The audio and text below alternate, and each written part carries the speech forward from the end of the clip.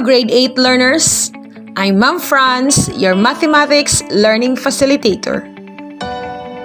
Join me in this new chapter of learning that will help us be logical and critical thinkers.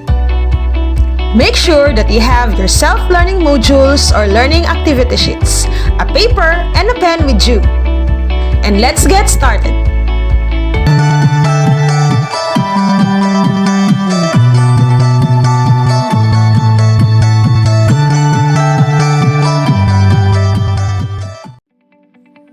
For today's discussion, you are expected to: first, determine the converse, inverse, and contrapositive of an if-then statement. Second, convert an if-then statement into their converse, inverse, and contrapositive. And lastly, demonstrate appreciation through active participation and performance. Can you do it? Yes! Let's do it together. Let's start by checking your prior knowledge through this situation. Your best friend Sarah lives in a far-flung area. Because of the health crisis that we are facing right now, she is in modular distance learning. One day, on her learning activity sheet, her teacher asked her to define an if-then statement. She also needs to give as many examples as she can. Since there is no internet connection in her place, and she has no siblings to ask for help, she asked for your help. How would you respond? Can you define and give examples of an if-then statement? For this activity, I'll give you 3 minutes to define an if-then statement and give your own examples.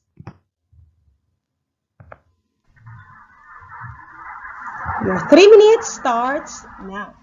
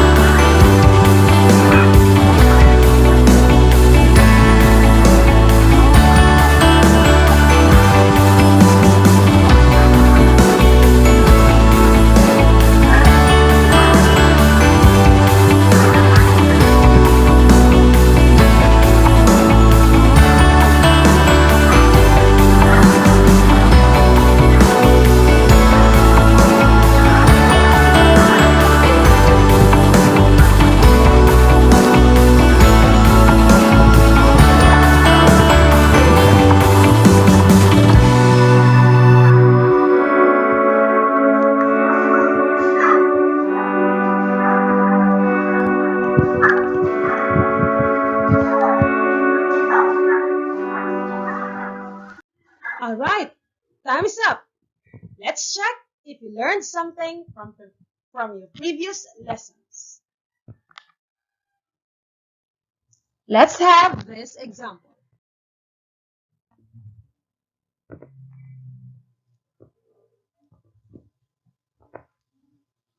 An if-then statement is a conditional statement formed by joining two statements or clauses.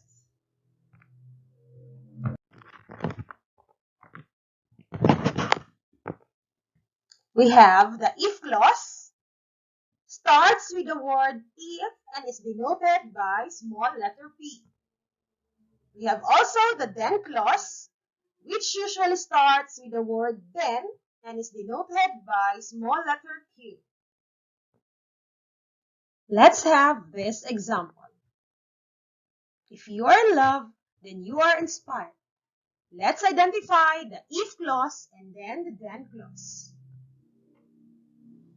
Alright, so the clause, if you are in love, is the if clause, which is also called as the hypothesis and is denoted by small letter p.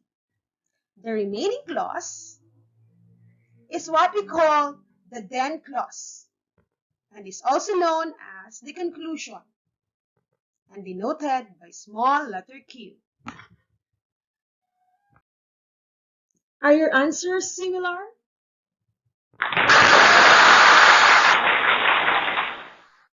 Good job! You remember your previous lessons well. Let's now move on.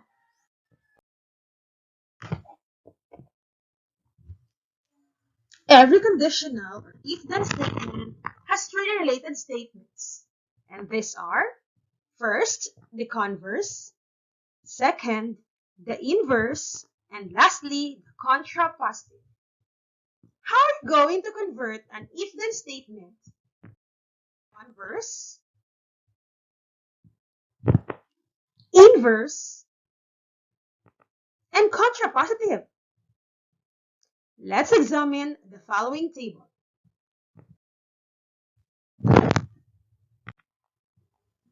What can you observe from the table? Is there a relationship among them?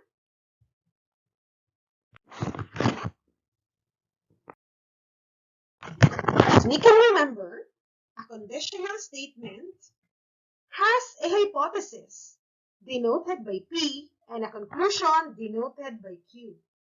That will become P implies Q. So we have if P, then Q. Let's have this example. If you are in love, then you are inspired.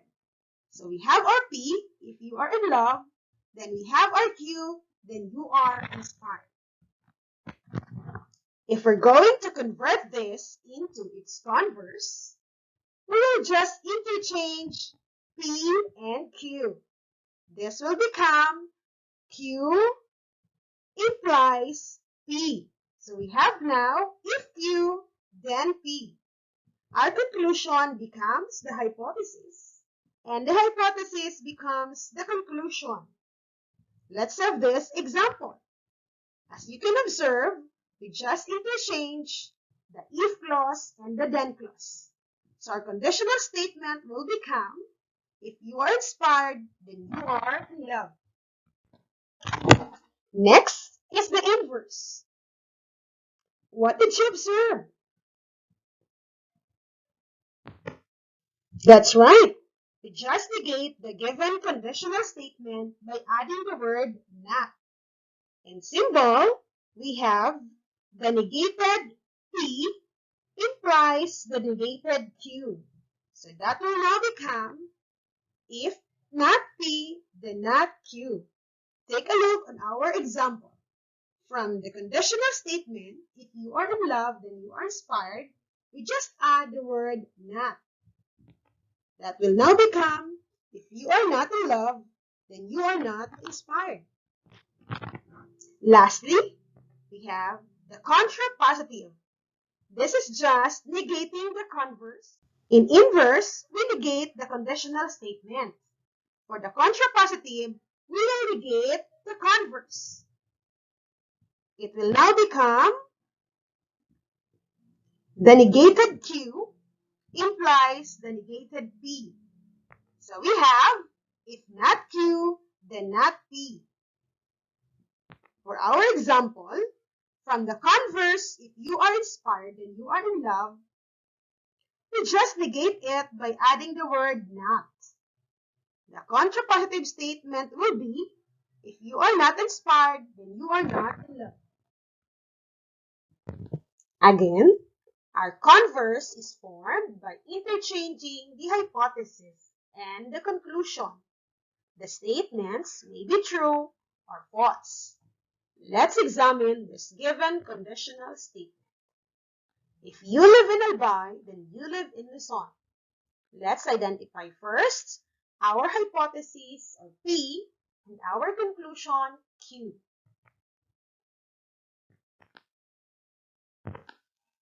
The clause, if you live in Albay, is our P. Then the clause, then you live in Luzon, is our Q. How are you going to convert this into its converse? Let's examine this example.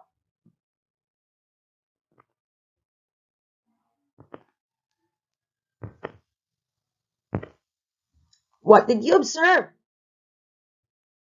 We just interchange P and Q. Our hypothesis becomes now the conclusion, and our conclusion becomes the hypothesis. So our converse now is, if you live in Luzon, then you live in Albay. Take note, it is also important to identify if the statements are true or false. Let's examine first our conditional statement. Is it true or false?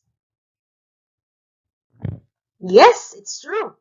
If you live in Albay, then of course, you live in Luzon. How about our converse? Is it true or false? Yes, it's false. If you live in Luzon, doesn't necessarily mean that you live in Albay. You can live in other provinces or other places within the Luzon area. Let's have another example. Our conditional statement is, if a shape is a triangle, then it is a polygon. Let's identify first our P and our Q. Our P is, if a shape is a triangle. This is our hypothesis. Our Q is, then it is a polygon. This is our conclusion. Let's convert this into its converse. Alright, our converse becomes, if a shape is polygon, then it is a triangle. Our P becomes our Q becomes our P. Let's then examine if these statements are true or false. For the conditional statement, yes, it is true. If a shape is a triangle, then of course it is a polygon. How about our converse? It's false. If a shape is a polygon, it can also be other shapes like quadrilateral, pentagon, hexagon, and many more. Let's now proceed with our inverse. As I've mentioned a while ago, an inverse is formed by negating the hypothesis and the conclusion. Let's examine these examples. The given conditional statement is, if you live in Albay, then you live in Luzon. Identify first our P and our Q. Okay, so our P is the clause, if you live in Albay. And our Q is the clause, then you live in Luzon.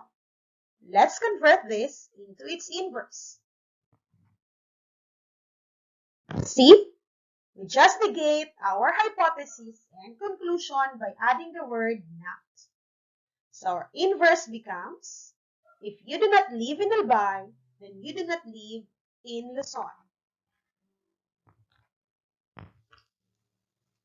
We negate our P and our Q. Let's examine if these statements are true or false. For the conditional statement, I've already mentioned this a while ago, that this is true. How about our inverse?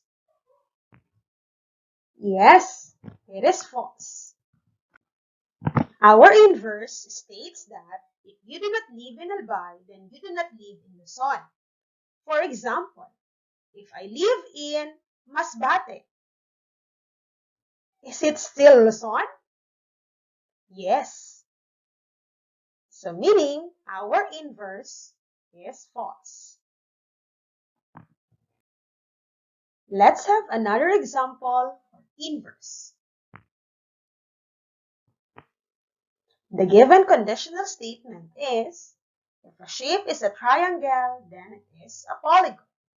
Let's identify our P and our Q.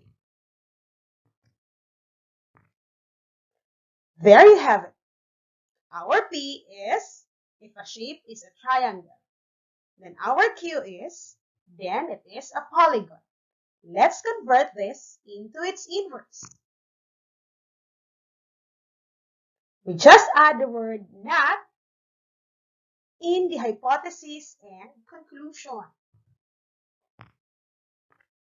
Our inverse becomes, if a shape is not a triangle, then it is not a polygon. Let's examine if these statements are true or false. For the conditional statement, we've mentioned this a while ago. This is true. How about our inverse? Our inverse is false. If a shape is not a triangle, for example, we have quadrilateral, pentagon, hexagon, heptagon. These are also polygons. Lastly, we have our contrapositive. These are formed by interchanging the hypothesis and the conclusion and negating both. Let's have our previous example. If you live in Albay, then you live in Luzon. Identify P and Q. Our P is, if you live in Albay. Our Q is, then you live in Luzon. Then let's convert it into its contrapositive. First thing you have to do is to interchange the hypothesis and the conclusion. So our previous hypothesis from the conditional statement, if you live in Albay, becomes our conclusion. And the conclusion from the conditional statement, then you live in Luzon, becomes our hypothesis. Then, to complete the contrapositive, we add the word not, or simply, we negate the statements. Our contrapositive becomes, if you do not live in Luzon, then you do not live in Albay. Our P now is, if you do not live in Luzon. Then our Q is, then you do not live in Albay. Let's examine if these statements are true or false. For the conditional statement, this is true. We've examined this before. How about our contrapositive? It is also true. Of course, if you do not live in Luzon, then you do not also live in Albay, because Albay is located in Luzon. Let me teach you another way to convert a conditional statement into its contrapositive. Let's use our previous example. If a shape is a triangle, then it is a polygon. We've already converted this into its converse. We have, if a shape is a polygon, then it is a triangle. You can form its contrapositive by simply adding the word not on its converse. Take a look on this. Our contrapositive becomes, if a shape is not a polygon, then it is not a triangle. We just negate our converse.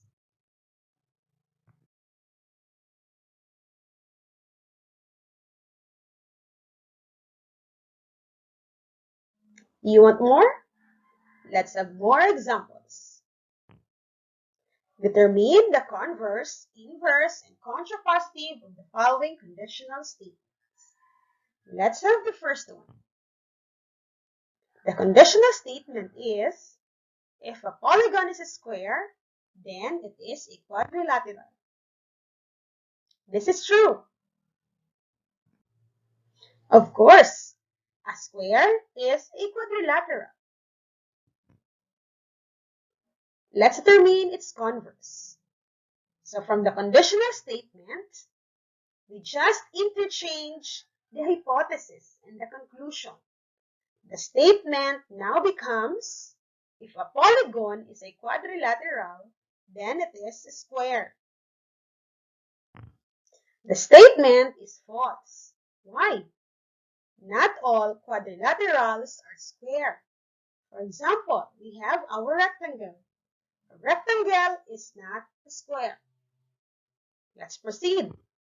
For our inverse, we just negate our conditional statement by adding the word not in our hypothesis and in our conclusion. So our inverse becomes, if a polygon is not a square, then it is not a quadrilateral. This statement is also false. If a polygon is not a square, for example, it is a rectangle, then it is also a quadrilateral, right? Let's proceed with our contrapositive. So it is formed by interchanging the hypothesis and the conclusion and negating it, or simply just negating our converse. So our contrapositive becomes, if a polygon is not a quadrilateral, then it is not a square. This statement is also true. For example, we have our triangle. This is not a quadrilateral, right? And this is not a square.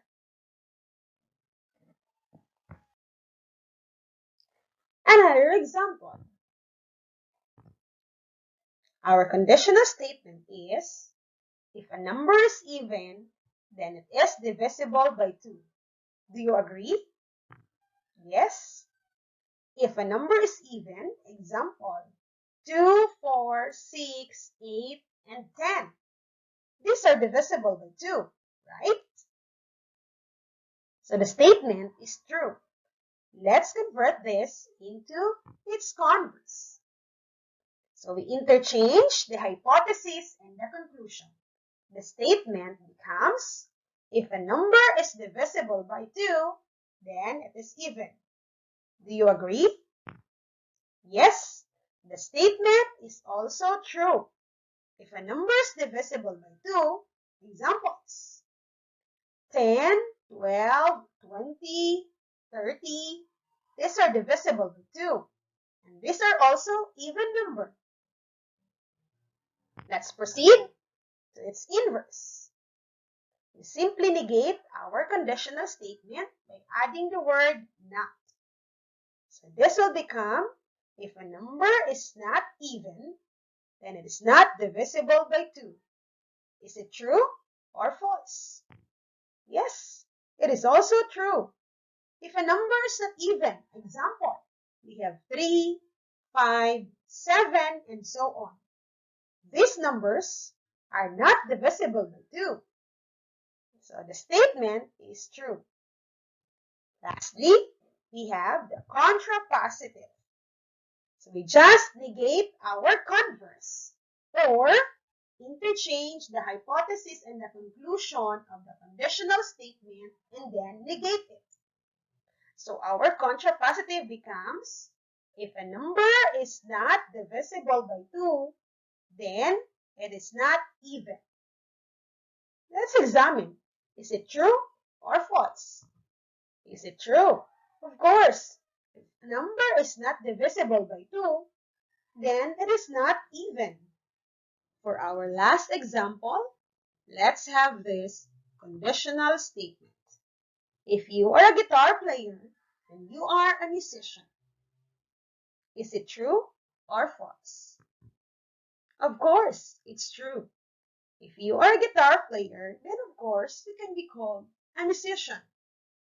Let's convert this into its converse. So we interchange the hypothesis and the conclusion. The statement becomes, if you are a musician, then you are a guitar player. Is it true or false? False. Why? If you are a musician, you can also play other instruments. You are not just a guitar player. You can be a keyboard player, a singer, and many more. For its inverse, we negate the conditional statement by adding the word not. So the statement becomes, if you are not a guitar player, then you are not a musician. Let's examine if this is true or false. Our inverse is false. If you are not a guitar player, for example, you are a singer, then you can also be a musician. Lastly, we have our contrapositive. So we just negate our converse. The statement becomes, if you are not a musician, then you are not a guitar player. So the statement is true. Of course, if you are not a musician, you are not also a guitar player. Easy, right? Congratulations! You did really well today. You can check your self-learning modules on Learning Activity Sheet for more examples. Good luck and see you on our next math adventure.